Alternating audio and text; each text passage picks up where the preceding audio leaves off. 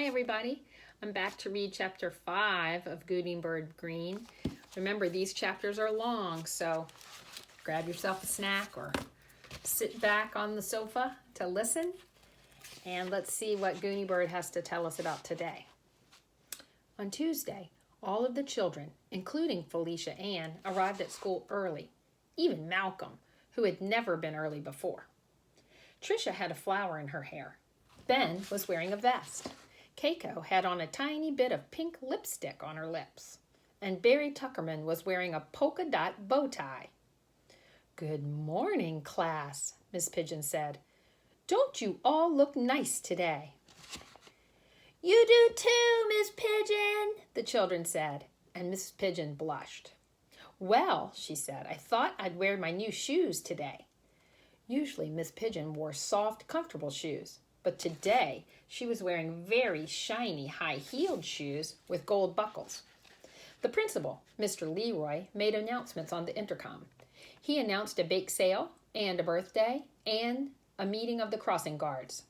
A fifth-grade boy read a poem about Christopher Columbus over the intercom. Everyone in the school said the Pledge of Allegiance together. Then it was time for school to begin. But Gooney Bird wasn't there. "Well," Miss Pigeon said, "let's take out our social studies books, class. Let's turn to the chapter called Cities." "But Gooney Bird isn't here," Nicholas called. "No," Mrs. Pigeon said, "she isn't. She seems to be absent today. Maybe she has the chicken pox." The class was silent. The room seemed sad. The lights seemed dim. Even the gerbils, who usually scurried noisily around in their cage, were very subdued. You know what that word means, subdued? It means quiet, calm, a little bit sad maybe. George Washington, in his portrait on the wall, looked as if he might cry at any minute. Slowly, the children took their social studies books from their desks, turned to the chapter called Cities. Keiko began to cry very quietly. I don't want to do social studies," she whimpered. "I feel too sad." Malcolm crawled under his desk and curled up in a ball. Suddenly, the door to the room burst open. "It's Gooney Bird!" everybody called. The light seemed to brighten. The gerbils began to run in a circle, and George Washington seemed to smile. Gooney Bird was out of breath. "I'm sorry I'm late," she said. I'm never ever late for anything. I always set 3 alarm clocks, and I lay out my clothes the night before, and I even put toothpaste on my toothbrush before I go to bed so I can brush my teeth quickly in the morning. But today..." "Wait," she said. "I have to catch my breath." She stood in the front of the class and took a few deep breaths. "There," she said. "I'm fine now." She smoothed her red hair, which was flying about, and tucked it behind her ears. Today, Gooney Bird was wearing gray sweatpants, a sleeveless white blouse with lace on the collar, and amazing black gloves that came up above her elbows. "This morning," she explained, "I quite unexpectedly had to direct an orchestra." "An orchestra?" asked Mrs. Pigeon. "Yes, a symphony orchestra." Mrs. Pigeon smiled. "I hear all sorts of interesting excuses for tardiness, but I've never heard that one before." "I believe I'm unique," Gooney Bird said. "Yes, you are indeed. Did you wear your gloves when you were directing the orchestra?" "Yes," said Gooney Bird. "As a matter of fact, I did. I found them very helpful." And I'm going to show you the picture here. You can see Gooney Bird and the kids, and you see the picture of George Washington on the wall in their classroom, and he has a little bit of a smile on his face. George Washington doesn't usually smile, right? There we go. All of the second graders had their hands in the air and were pretending to lead orchestras. Even Malcolm was back in his seat using 2 pencils as orchestra batons. Gooney Bird headed toward her desk. She looked around at the other children's open books. "I see we're in the middle of social studies," she said. Mrs. Pigeon slipped 1 foot out of a high-heeled shoe and rubbed it with her hand. Then she put her shoe back on. "Actually," she said, "I think the class would appreciate it if we held story time a little earlier today." Yay! Called all the children, and they closed up their social studies books. A Gooney Bird story? Gooney Bird asked. Yes, said Mrs. Pigeon. Yes, said all the children. Gooney Bird smoothed her long gloves. She went back up to the front of the room. Which one would you like today? She asked. How Catman was consumed by a cow? I'd certainly like to hear about Catman and the cow sometime, Mrs. Pigeon said. Maybe tomorrow. But this morning, I'd like to hear the one called Why Gooney Bird Was Late for School Because She Had to Direct a Symphony Orchestra. Oh, Gooney Bird said, all right, I could tell that. And it will be absolutely true, asked Miss Pigeon. Of course, Gooney Bird said. Have you forgotten? All of my stories are absolutely true. Then she curtsied and began. Why Gooney Bird was late for school because she was directing a symphony orchestra.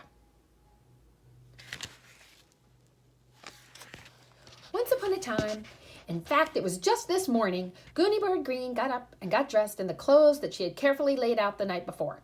She ate her breakfast, brushed her teeth with her pre-pasted toothbrush, gathered up her homework, put on her elbow-length gloves, and started off to Water Tower Elementary School. Gooney Bird interrupted herself. She explained to the teacher and the class, sometimes stories start in the most ordinary way. Then they become exciting when something unexpected happens. Don't you find that to be true? The children all nodded, thinking about their favorite stories. Like Where the Wild Things Are, Ben suggested. Or Little Red Riding Hood, Beanie said, when the wolf appears and you don't expect it. Oh, I'm scared of the wolf, Keiko whispered loudly. Every time that wolf appears, Shh, said the children. Gooney Bird continued. Gooney Bird walked down Park Street and turned the corner onto Walnut Street. And when she was halfway down Walnut Street, halfway to school, suddenly she paused. I've explained before, she said, about the word suddenly. It makes things exciting. Sometimes, class, if you're creating a story and you get stuck, just say the word suddenly and you won't have any trouble continuing at all. What a good idea, Mrs. Pigeon said. We should start a list called Writing Tips. What happened suddenly on Walnut Street, Gooney Bird? Gooney Bird continued. Suddenly, she saw an enormous red and white bus coming very slowly. Each window had a head in it. The bus was quite full of people. Gooney Bird was amazed. Even though she had lived in Water Tower only a short time, about a week, she knew that the town of Water Tower did not have enormous red and white buses.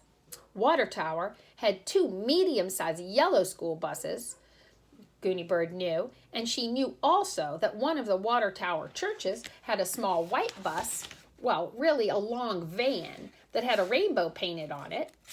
But an enormous red and white bus was completely new to Water Tower.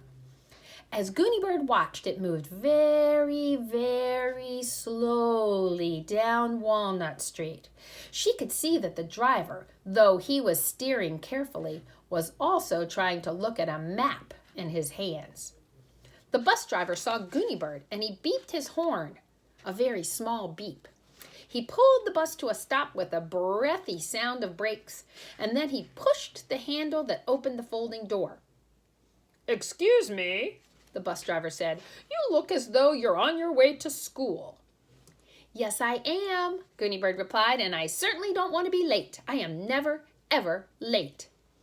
The bus driver looked as if he might begin to cry. I feel the exact same way, he said.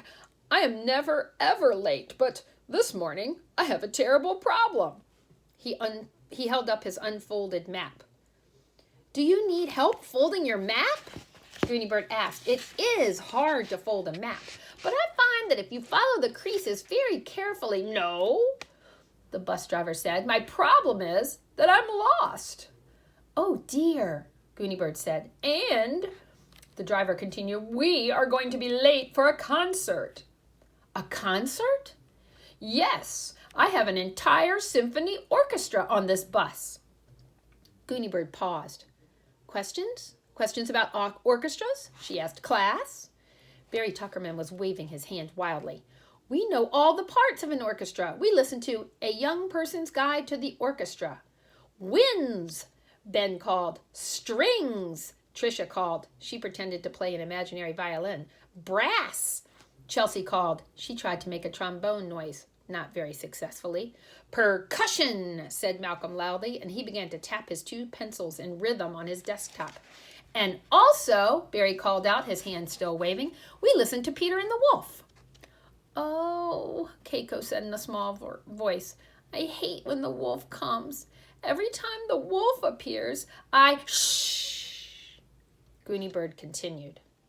So, Gooney Bird climbed up the steps and got on the bus. Every seat was filled. There were men and women in the bus, all of them dressed in black. All the men were wearing black turtleneck shirts. The women were all wearing long black skirts. They definitely looked like an orchestra, but they looked very distressed.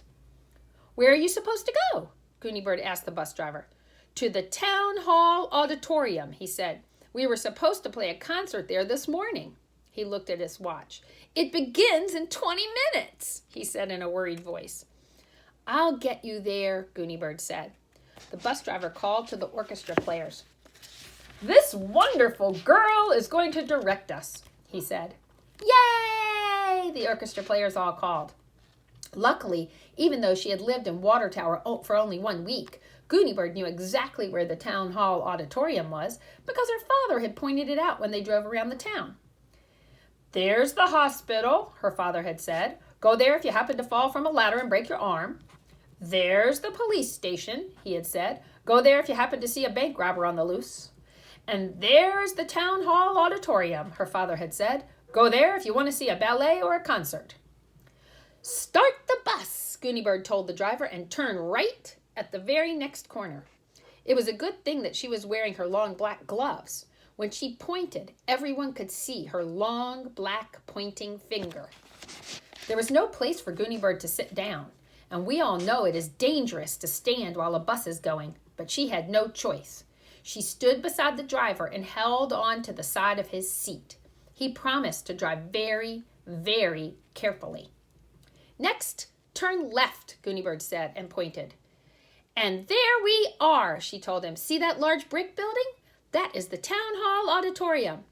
Yay! The orchestra players called again. The women began to comb their hair. Thank you for directing us, they all said to Gooney Bird as they got out of the bus. The driver had opened the luggage compartment and was lifting out cellos. You'll be late to school, one man said as he picked up a large black case. Trombone, he explained. Yes, I will, Gooney Bird said. I will be tardy. Is there some way that we can thank you for leading our orchestra? He asked. Gooney Bird thought for a moment. Finally, she thought of a way, and she whispered it to the trombone player. He nodded. Yes, he said. We will do that. One by one, the musicians thanked Gooney Bird. She said goodbye and hurried down the street to Water Tower Elementary School. She arrived at school just as the class was about to read cities in their social studies book. The end. Questions, anyone? Gooney Bird asked. Was there a drum player? Malcolm asked. Yes, Gooney Bird said. Every single part of a symphony orchestra was there, even a harp. Oh, Malcolm was sighing. I wish I could have seen the drum player. I love drums. You will, Gooney Bird said. Was there a flute player? Chelsea asked. 2, Gooney Bird said. I wish I could hear the flute players, Chelsea said. You will, Gooney Bird said. I have a question, Gooney Bird, Mrs. Pigeon said. What was it that you whispered to the trombone player?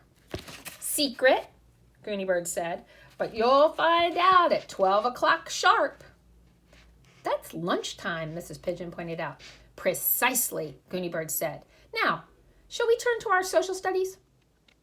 All morning, the children and Mrs. Pigeon, too, glanced again and again at the big clock on the wall.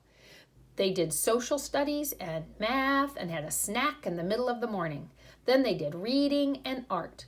Finally, just as the clock hands moved to 12 o'clock and the second graders were about to reach for their lunch boxes, Gooney Bird announced, Here they are! She pointed to the large windows on the side of the classroom.